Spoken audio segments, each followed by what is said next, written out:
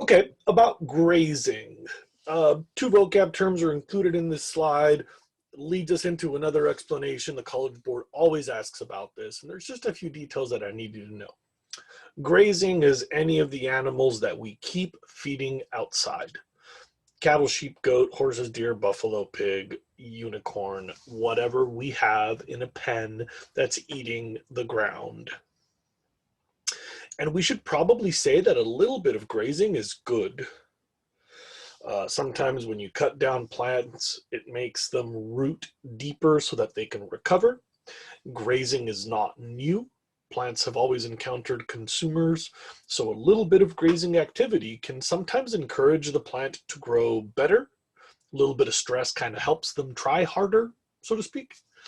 And animals poop and fertilize, so some grazing can be a beneficial ingredient.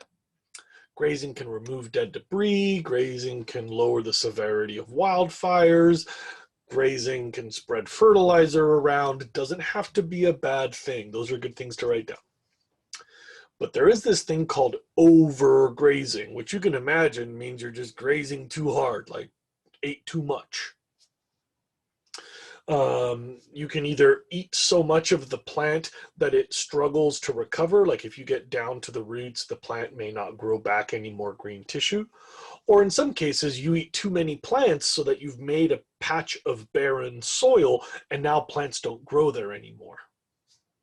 Either way, if you hit the plant too hard or you hit the area too hard, the plant can't come back or the area can't come back. Now, this is especially common on public land. Write that down and circle it, because a whole bunch of our country, state, region, and global ranching is done on public land, meaning you get permission and then you bring your cattle and you let them go in national forest or something like that.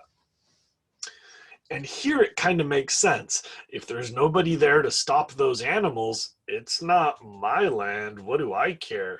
Right? Like for every rancher, it makes sense to feed your animals as long as humanly possible because you're already paying to rent the space. You might as well bulk up your animals before you got to go pay somebody else. So if it's not your land, who cares what happens when you're done? And grazing is a leading cause of the decline of public lands. It's also important to remember that when grass is growing less, there's going to be less organic material to put back in the soil. It's like you're not adding compost as much, and soil can become less fertile. We'll talk more about this.